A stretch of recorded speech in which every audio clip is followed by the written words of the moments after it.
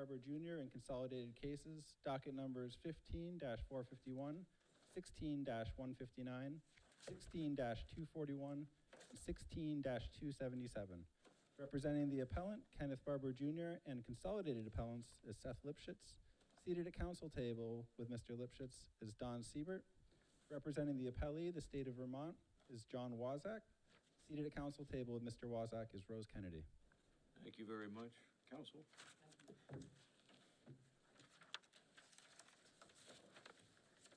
Your Honors, the Morning. case announces a new rule of law if the result was not dictated by precedent at the time the defendant's conviction became final.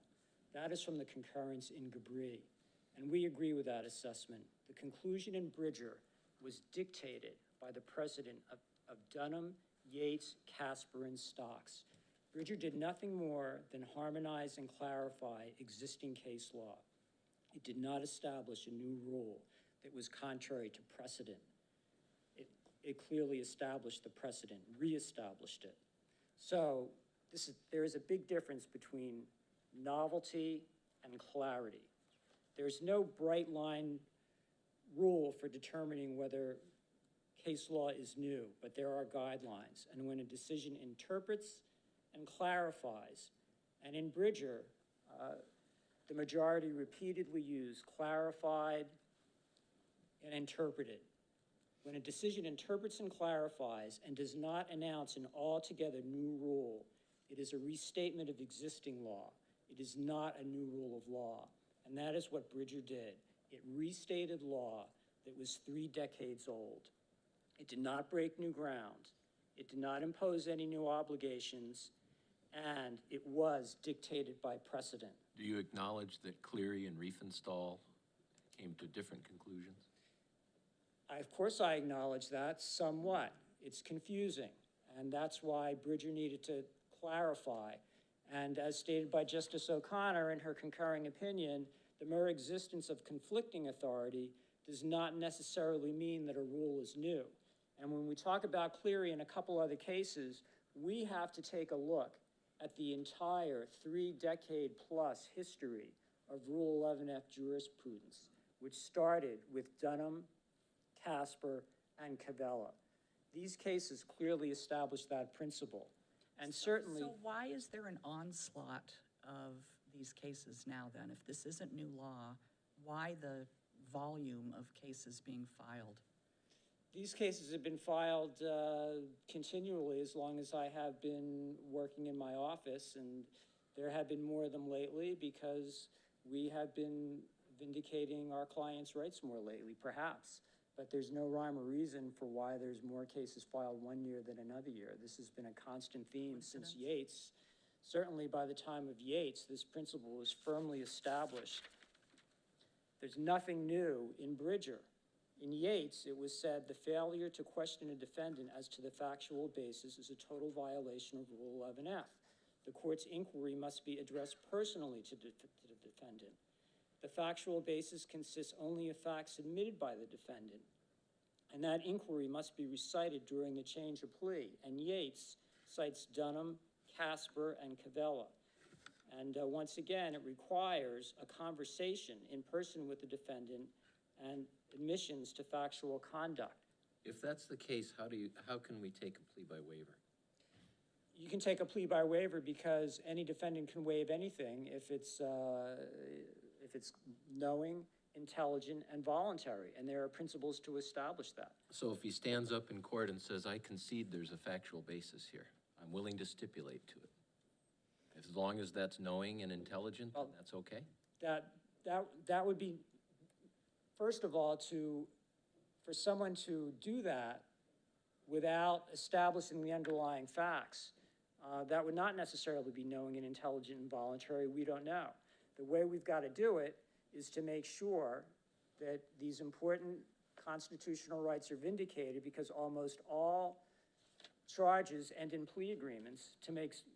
How do we know that in a plea by waiver? We don't know anything about what he's agreeing to as a factual basis. We just know he signed it, said, I agree to be convicted here, waiving my appearance. Well, anything is possible. Certainly if someone did a plea by waiver and then later on said, I never did that plea by waiver, You know, I can't speak to what happens in every individual case, but if the waiver is knowing, intelligent, and voluntary, that would be the principle that would need to be established. When you talk about, oh, were you going on? I'll let it go. When you talk about Bridger basically reaffirming or validating and reconciling 3 decades of law, we're talking with a broad brush about Bridger, but there were a lot of different points made in Bridger, and I want to sort of pull them apart. One is this notion that you need to personally address the defendant, and that the defendant has to admit to the facts, not a particular formula about how it's done, but that the defendant has to personally do it in court. The second, an arguably distinct holding in Bridger, is to say the notion of substantial compliance, whatever that may mean, and I hope we have a chance to talk about that, but the notion of substantial compliance, which we apply in some of the more formulaic parts of Rule 11, doesn't apply under 11F. Can you say the same, with the same confidence that we have 3 decades of case law saying that, as you can with respect to the personally addressing defendant in open court? And if so, point me to it. Absolutely, I can say that, and that starts with Dunham, and it's repeated in Casper and Cavella as well, where it's mentioned in those decisions that the defendant made a personal in-court admission to the underlying facts. And that's repeated again in not in Stocks, of course in Stocks, but also way back in Yates in 1999. This is replete in all our case law over the last few decades. Substantial compliance was mentioned in a few cases. We've got to take a look at the 3-decade plus history of all the case law here. We've had a few cases which arguably can be described as outliers. First of all, there was Whitney. Arguably,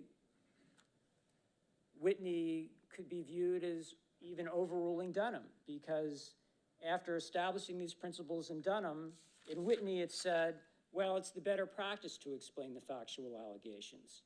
But then again, months later in Fisher, it was again repeated that there was a factual basis because the court heard the petitioner's admission of the facts. And Yates, at least implicitly, overruled Whitney.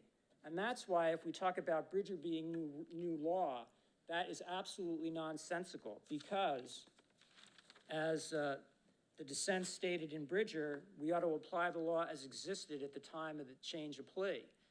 Now, if we look at it that way, if Dunham established a principle, which was followed in Casper and Cavella and other cases, then we have Whitney 8 years later, which arguably establishes a different principle.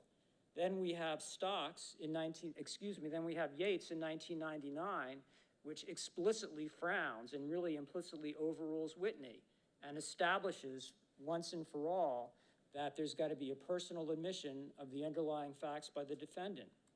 Then we have a couple of cases afterwards. We've got Morissette and Riefenstahl. Neither one of those cases explicitly mentions Rule 11F, and Justice Dooley noted that in one of his opinions with regard to that. Then we also have Migliore, which is a 3-judge decision with no precedential value. And of course, we have the Cleary case. We have that one case where they talk about substantial compliance, and the word substantial compliance, that term has been thrown around without a lot of serious attention to its context. In some of the cases where the term substantial compliance is used, it's used in the context of the personal admission to the underlying facts. It can be done in a number of different ways. The defendant could explicitly admit to the underlying facts while being interrogated by the sentencing judge. Or the defendant can acknowledge and admit to the underlying facts after hearing the facts stated by a prosecutor.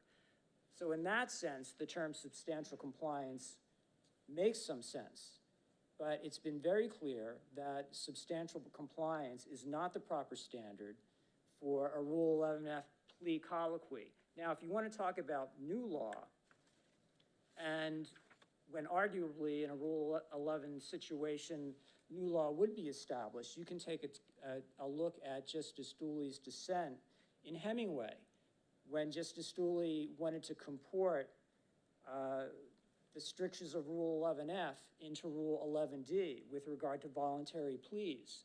Had the majority of this court adopted that opinion, that truly would have been new law, because that would have conflicted with prior law, which includes Miller in 2009, and back to Hall in 1983, where it was clearly stated that voluntary pleas got to be judged by the totality of the circumstances. So that would have been new law. When there is merely conflicting decisions and Bridger is doing nothing but clarifying and interpreting prior decisions, that does not make it new. Can I take you to, I mean, there's sort of, what's the legal framework, but then ultimately we still have to apply these tests to the specific facts of a specific plea colloquy. And I'm not convinced that the legal framework is really where the action is in some of these cases. So I want to look at Burke. The court says, okay, you're accused of grabbing her by the throat, slamming her against the wall. The lawyer says, well, it could be that he hit with his fist and another point grabbed her by the throat and slammed her against the wall. And the court says, okay, and you had a prior conviction for aggravated assault. Do you admit those facts? Defendant says yes. Court has hit all the essential elements of the crime defendant's charged with. Even under Bridger, why isn't that affirm? Well, each one of these individual cases have got to be resolved upon their own terms. We are here to argue whether Bridger is new law or a restatement of existing law. And once this court decides that question, then it can take a look at each one of these consolidated cases and apply the principles of not only Bridger, but all the prior decisions from Dunham on through Yates and on through Stocks, and determine whether there was a proper factual basis in that case. That's You're not arguing today about the individual cases? I'm not arguing about the individual cases per se, except to say that Bridger is not new law. We need to apply these principles that were re-expressed in Bridger, which go back 3 decades, and apply them to these individual cases and reach the proper conclusion on those cases. Counsel, do you agree that to reach the Bridger issue, a person needs to be, have as an available remedy a PCR? Yes, a person has to be in custody under sentence. And, there is such a thing as a finality, which is an important judicial principle. And now that I brought that up, as my time is running out, I would also like to point out that there's another very important legal principle, and that's stare decisis. And that's not something that I would suggest that this court or any court toy with. And although this court has stated that we will not be slavish adherents to stare decisis, there is a very good reason, like finality, for having the principle of stare decisis.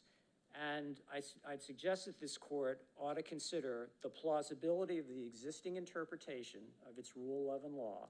And is there more than one plausible way to interpret a law or a statute or a prior case law? Of course, there always is. But this interpretation is an entirely plausible interpretation. There are 50 different state sovereigns which are allowed to interpret their Rule 11F jurisprudence as they see fit. This one makes sense. And we also ought to consider the degree that our Rule 11F case law has ensconced itself, or in the words of another decision, worked its way into the law. This principle is now firmly established in the case law in the state of Vermont. It does not make any sense to start anew now.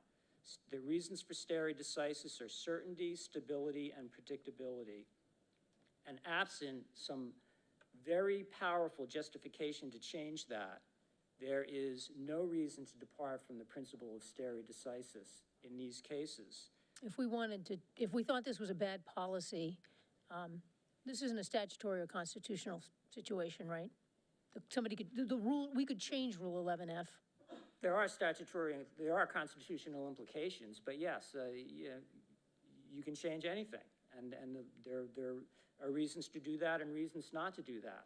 But right now, with regard to stare decisis, yes, are there reasons to depart from that? There can be, but I would suggest to this court very strongly that this is not a Brown versus Board of Education type of situation. There is no reason powerful enough and justified enough to depart from stare decisis to establish a new principle when we have gotten it right, not just now, but over the course of 3 decades, and it's now firmly established in our law. It's not hard to do. Many judges have got this right for decades. You have to ask the defendant and get an acknowledgement from the defendant, did you do it? That vindicates these important fundamental constitutional rights in the context of Rule 11, when almost all of our cases resolve by changes of plea. What role did stare decisis play with respect to the Cleary decision or Riefenstahl? Stare decisis, This court specifically overruled Cleary. well, that's part of the problem. I see I'm out of time. I will try to answer the question. Conflict does not make law new. There was some confusion in the court, some of the court's prior opinions.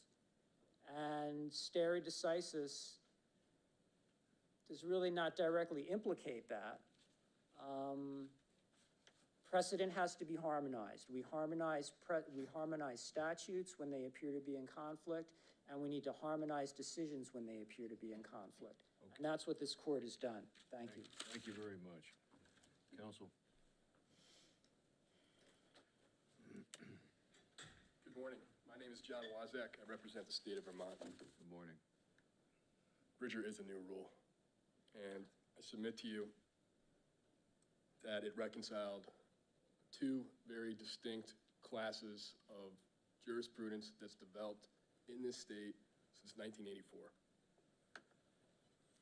It's a new rule because it overrules Cleary.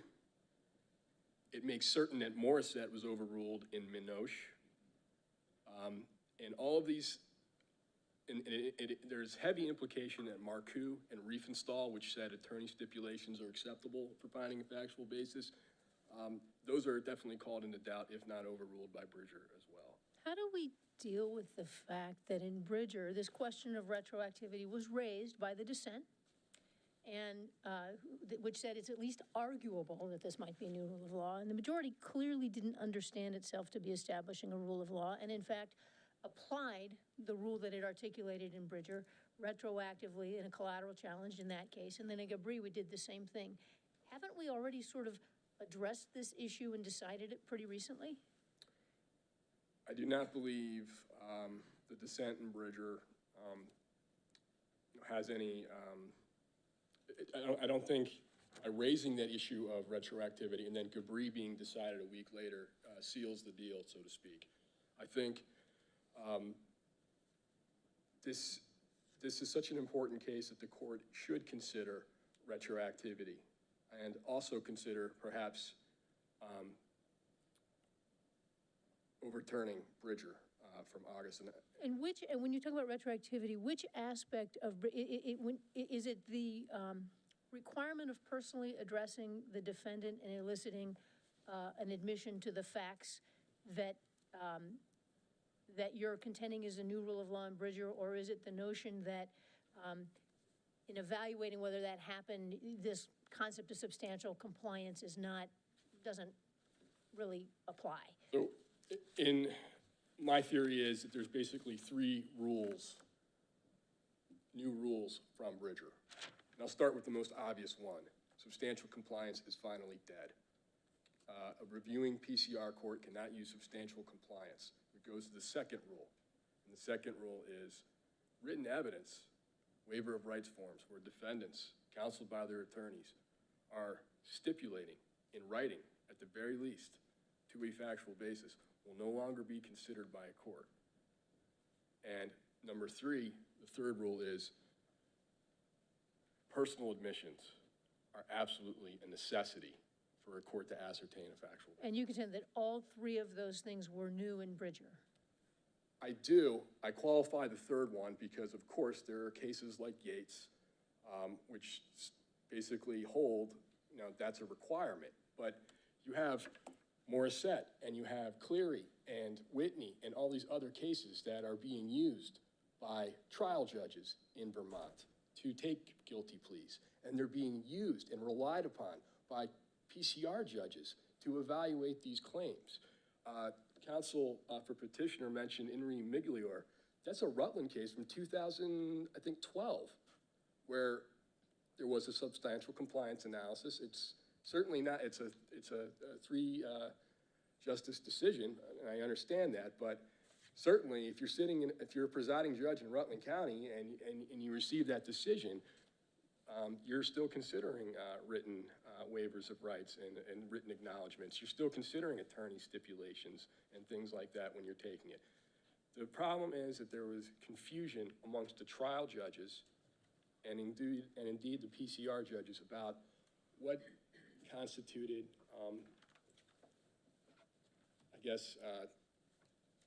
compliance with the rule, whether you call it substantial compliance or an adequate basis. And with the problem of substantial compliance no longer being permissible after Bridger is that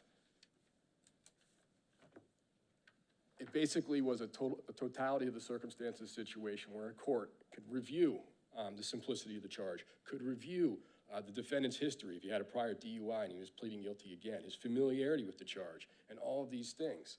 And that's done. And that is definitely new. I don't think there's any, I think that's the main sticking point for the state, is So that is new. What are the, again, substantial compliance, I'm trying to understand how it actually applies on the ground with real facts. So in Barber, for example, you have a situation where I think the court had the best of intentions and actually, despite the prosecution or the defense's statement that we want to stipulate to the factual basis, the court says, no, we're going to do this right. They have the prosecution read the entire affidavit, but then basically gets distracted on another line of questions and never closes the loop by asking the defendant, are the things that the prosecution just read right? So I believe in Barber, the prosecutor was interrupted by defense counsel, who said we stipulate, which is permissible under the Cleary and Marcoux and Riefenstahl line of cases. And he gave a litany of facts, and there was one trivial objection. The defendant objected to the use of the word friend to describe somebody involved in the fact pattern who happened to be an acquaintance. I think the implication is all the other facts we agree to. Right, well, so that's what I'm trying to get is if we said, for example, that, you know what, substantial compliance, maybe that was newly decided in Bridger or newly definitively decided. So then I'm trying to, so maybe that is available. Maybe the absence of that doesn't apply retroactively. I'm still trying to understand what that would mean. In this case, you're referring to the counsel's correcting one of the things in the affidavit, but there's never a moment when the defendant said in open court, in response to these facts, yes, I did those things. I think that is correct for that particular case. Right, so where's your substantial compliance? There's a written waiver where he agreed in writing to, that I admit by pleading guilty, I admit to all the essential elements of the crime. That is part of the plea agreement. The plea agreement is acknowledged on the record by the court. So right there, that written stipulation, and then the oral stipulation by the attorney stipulating the factual basis is another factor to consider. And then finally, I understand after Bridger, the very utterance of the word guilty is, in my view, a agreement that I have committed the underlying crime that I am pleading guilty to. So I would consider that an oral stipulation at the very least. Well, you're agreeing, but the point of this whole colloquy is we know you want to enter into this plea, but we need to satisfy ourselves that you really understand what you're doing, you understand what the elements are that the state has to prove, you understand what the facts are that the state's relying on, and you agree to those. And your lawyer may have gone over those with you, but if you're human, you probably absorbed about 10% of what your lawyer told you. And this is our last chance to make sure that this defendant actually not only wants to plead, given whatever conversations they've had with their lawyer, but understands all of those things. I don't see how signing a stipulation that doesn't recite the factual basis gets you any closer than pleading guilty in court without the exchange. can I expand the universe of circumstances? That was a murder case. It was a murder one. They put on the record that there were lots of depositions done, and it was a plea bargain. It went from murder one to murder two. I think clearly an inference can be done that a lot of thought went into that case. I think this all goes towards the substantial compliance aim. I mean, otherwise, I think, and this goes to my second request, is that this court can reconsider Bridger and overturn it. And when you say overturn Bridger, you really mean overturn Bridger and Stocks and Yates and Dunham? I guess I do, Your Honor, and it's, the reason why is because this court, none of these justices, made a mistake in 1984. McCarthy is not a factual basis case. McCarthy is a situation where a U.S. district judge did not advise the defendant, personally addressing him on the record, about the nature of the charges. That's the rule. And that's the rule here as well. It's not a factual basis case. So to take that case and make that about factual basis, I think, is problematic. There's even a footnote in the Supreme Court decision, footnote number 9, where they say we're not reaching a factual basis. But under federal law, they actually go on to say that the sentencing judge considered the pre-sentence investigation report. They don't find that, but that would probably be a factual basis, certainly under the federal law.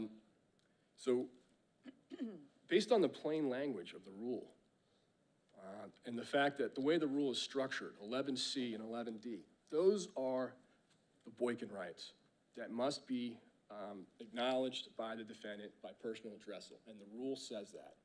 11F does not require personal address. It's for the judge. Where are pleas by waiver after Bridger, and where are Alford pleas after Bridger?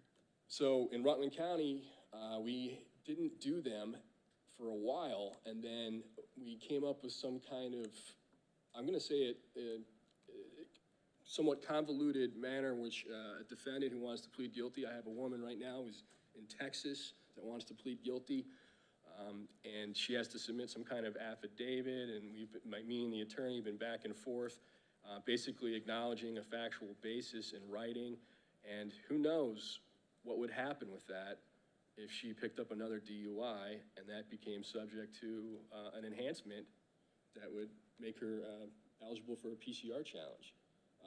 They're not happening with regularity at all. There is a mechanism in place, but it's slow. Is it a satisfactory mechanism, and does it meet the Bridger requirements? I think it certainly,